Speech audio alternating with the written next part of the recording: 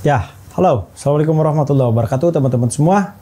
Jadi ini video yang mungkin saya akan cerita soal pengalaman ya. Saya baru aja balik dari masjid dan pakai ini. Ini namanya kipas angin leher ya, kipas angin leher.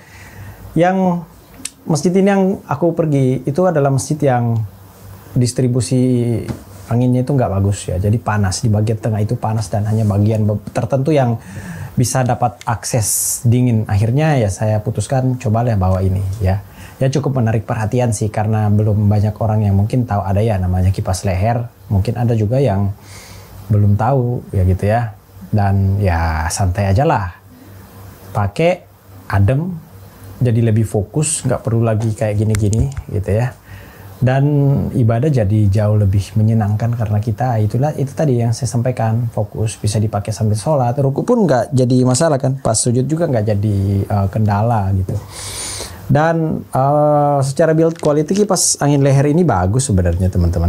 Ya, ini salah satu varian yang mungkin berbeda ya. Ada beberapa versi yang murah, tapi menurutku ini yang salah satu yang bagus karena dia bisa diposisikan begini nih. Diubah-ubah posisinya. Misalkan kita pakai kayak gini, diginiin ya. Jadi dia anginnya datangnya dari sini nih. Ventilasinya tuh ada dua teman-teman dari sini. Ya ini lubangnya. Nah, dia tuh ngasih kita angin yang bisa kita atur di sini 5 kecepatan. Ada juga kecepatan dia yang sepoi-sepoi di nomor 5 tuh, misalkan tinggi, turun gitu. Nah, dari segi build quality ini bagus ya. Dan ketahanan baterainya sepengalaman saya ini kalau di speed nomor 1 bisa 4, 5 atau lebih lah mungkin ya. Tapi nggak mungkin juga sih saya pakai selama itu dan ini bisa dipakai selama berhari-hari sekali cas. Dan ini juga ada ini ya, ada indikator LED-nya di sini ngasih tahu kita berapa persen yang kita pakai baterainya, termasuk kalau di cas gitu. Dan ini juga udah support ini ya, Type C dia. Jadi kalau casnya ini dapat juga ya, ada dapat kabel Type C juga. Dan ini build quality-nya bagus. Dan kalau pakai yang gini sebenarnya nggak selalu harus menghadap ke atas kayak gini, bisa juga ke bawah kayak gini, atau bisa juga diginiin. Nah, misalkan kita nggak mau keganggu ya, atau pengen aliran udaranya berubah gitu.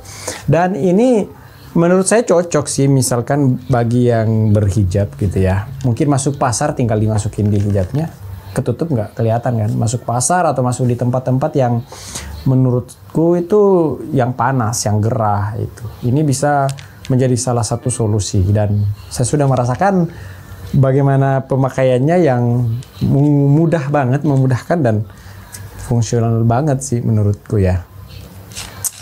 Ini harganya sekitar mungkin 180 ribuan kalau nggak salah. Tapi secara build quality bagus. Mungkin ada beberapa yang di bawah itu. Cuman kita beberapa beli barang yang itu murah tapi kadang kita dapat build quality yang kurang bagus. Baterainya yang cepat drop, cepat lowbat. Entah itu kipasnya yang berisik, terlalu berisik. Atau adalah ya sesuatu yang mungkin mereka pangkas sehingga cost productionnya kurang, jualnya juga murah. Ya, ini salah satu yang menurutku worth it to buy ya, teman-teman. Ini dia modelnya. Kayaknya ini warnanya kalau nggak salah ada yang soft.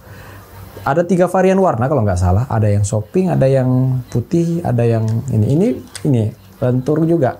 Bahkan anak-anak bisa pakai ini sih sebenarnya. Kuat. Meskipun pada saat awal-awal kita pakai itu kerasa kayak ada beban di leher, tapi kalau lama-lama udah biasa, udah santai aja. Gini nih pemakaiannya. Ya kan, bagus diselipin di pada saat pakai jilbab dan gini.